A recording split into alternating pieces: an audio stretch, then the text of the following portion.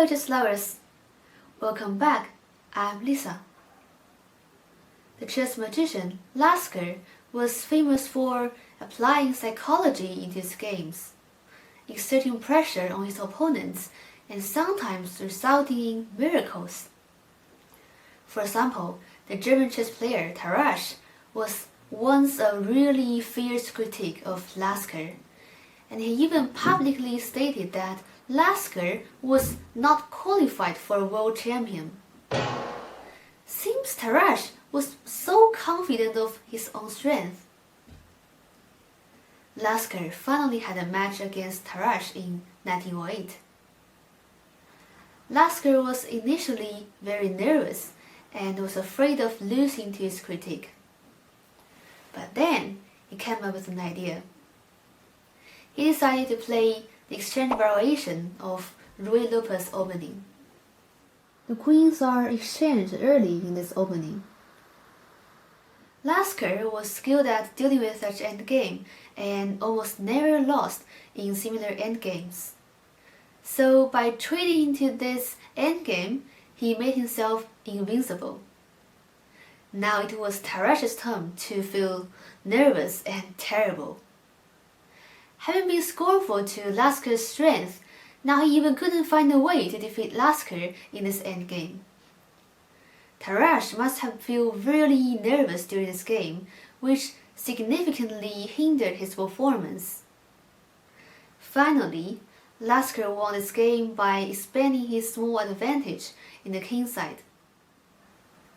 Now let's have a look at another example of how Lasker exerted pressure on his opponents during the game. Again, Lasker encountered his old friend Tarrasch.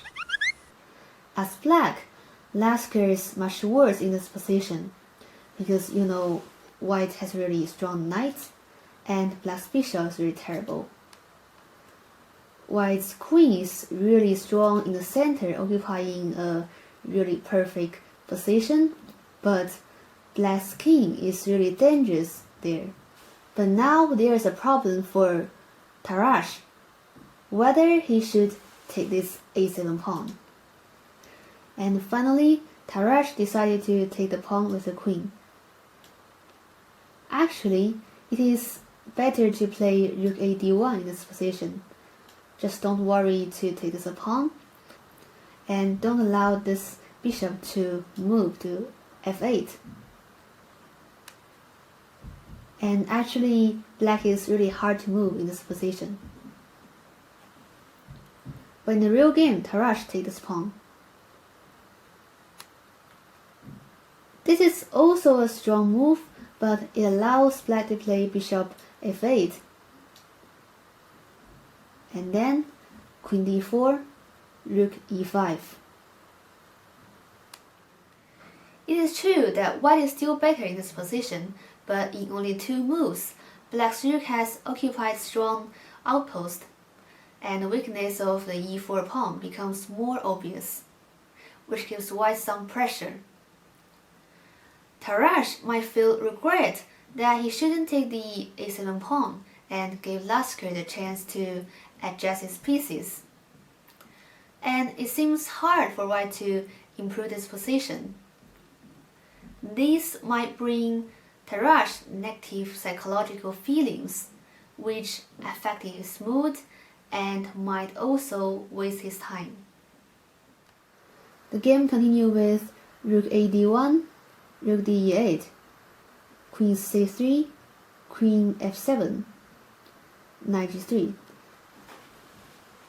I really don't know why Tarrasch played this move, because it just moves the knight backward and allows black to move bishop out.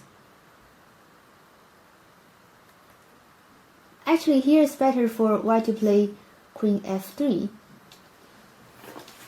saving this pawn and waiting for black to develop.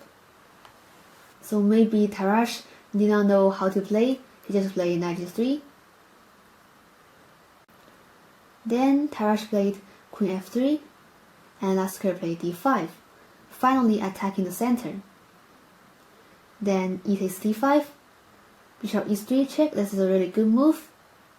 King f1, c takes d5.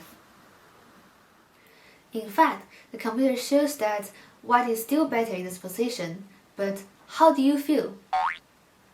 Black's pieces are much more active and are pushing white's pieces, which might give you the illusion that black is much better.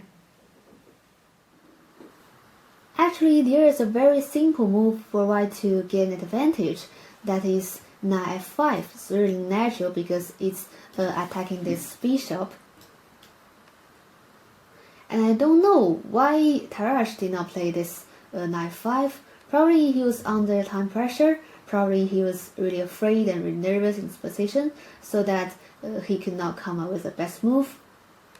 But in this position, white is still much better.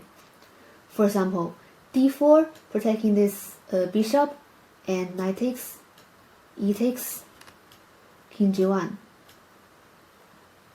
The pawn seems to be really strong, but it is not able to move forward and promote, so white doesn't have to be afraid of this pawn. And also, white is a pawn up, so this position, white is much better. But in a real game, Tarrasch played rook d3. This is a very big mistake because it allows Lasker to play queen e6, protecting this bishop and further threatening this e-file and this e1 rook. Now white can no longer play knight f5 attacking this bishop. Now for a sudden, black is much better. And within few moves, Tarrasch resigned. So these are two examples of how Lasker used psychology in chess, and it's proved to be really effective.